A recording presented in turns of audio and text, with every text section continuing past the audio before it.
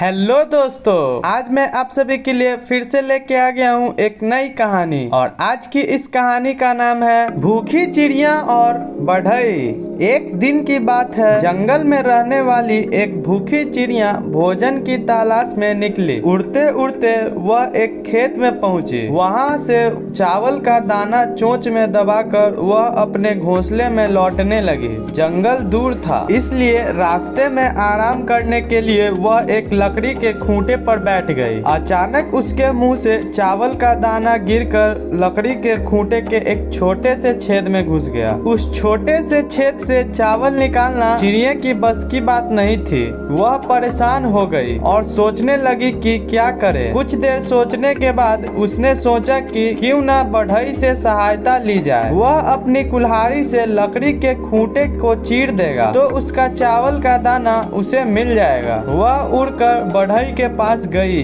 और बोली, बढ़ई बढ़ई खूंटा चीर, खूंटा में हमार दाल बा, का खाई का पी, का लेके परदेश जाई। तो बढ़ई ने चिड़िया को भगाते हुए कहा, मेरे पास समय नहीं है, एक चावल के दाने के लिए मैं खूंटा नहीं चीरूंगा, चल भाग यहाँ से। बढ़ई के द्वारा सहायता न करने के कारण चिड़िया उदास हो गई और राजा के पास पहुँची। और राजा से बढ़ई की शिकायत करते हुए चिड़िया बोली, ओ राजा राजा, बढ़ई के डंडा मार, बढ़ई खूंटा न चीरे, खूंटा में हमार दाल बा, क्या खाऊं क्या पीऊं, क्या लेके परदेश जाऊं। चिड़िया की शिकायत सुनकर राजा बोला, मैं राज्य का राजा हूँ, मेरे पास राजपाट का बहुत काम है, तेरे एक दाने के लिए मैं बढ़ई को क्यों मारूं, चल भाग यहाँ से।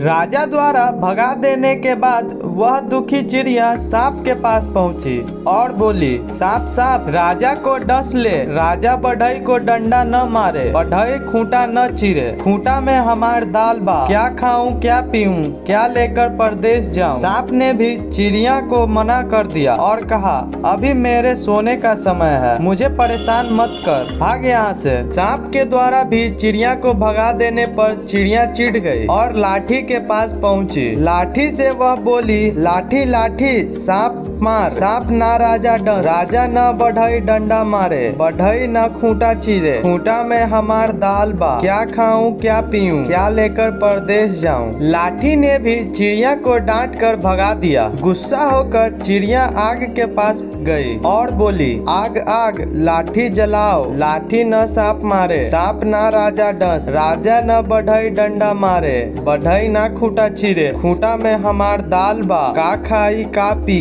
का लेके परदेश जाई। आग ने भी चिड़िया को भगा कर कहा, एक छोटे से दाने के लिए मैं लाठी को जलाऊं, मैं ऐसा नहीं करने वाला, चल भाग यहाँ से। चिड़िया बहुत दुखी हो गई। भूख से उसका बुरा हाल होने लगा। उसे लगने लगा कि शायद आज वह भूखे ही रह जाएगी। तभी उड़ते उड़ते वह नदी के पास लगे एक पेड़ के पास पहुंची और उसके एक डाली पर बैठकर रोने लगी। उसे रोता देखकर नदी को उस पर दया आ गई। उसने उससे रोने का कारण पूछा। चिड़िया ने उसे सारी बात बताई और कहा, नदी नदी आग बुझाओ, आग डंडा न जलावे, डंडा सांप ना मारे, सांप राजा को ना डसे, राजा बढ़ई को डंडा न मारे, बढ़ई खूंटा न चीरे, खूंटा में हमार दाल बा, का खाई का पी, का लेके परदेश जाई। नदी उसकी सहायता करने के लिए तैयार हो गई और आग को बुझाने के लिए बढ़ने लगी। चिड़िया के साथ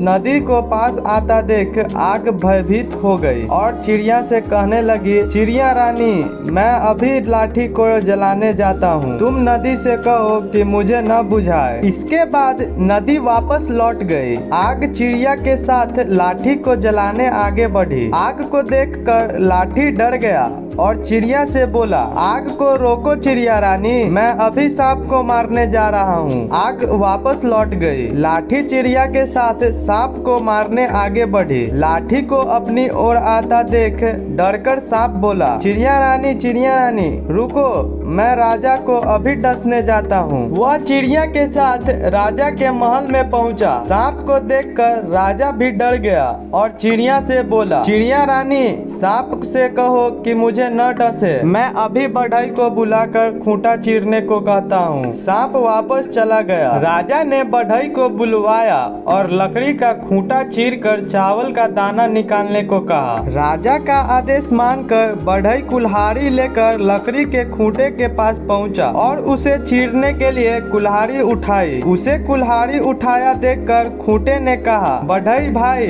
मुझे मत चीरो, बस मुझे उल्टा कर दो, चावल का दाना निकल जाएगा। इसके बाद बढ़ई ने लकड़ी के खूंटे को उल्टा कर दिया। चावल का दाना छेद से बाहर निकल गया। चिड़िया दाना चोंच में दबाकर खुशी खुशी अपने घोंसले में लौट गई। और आज की इस कहानी से हमें यह सीख मिलती है कि अगर हम जिद पर अड़ जाए तो कोई काम मुश्किल नहीं।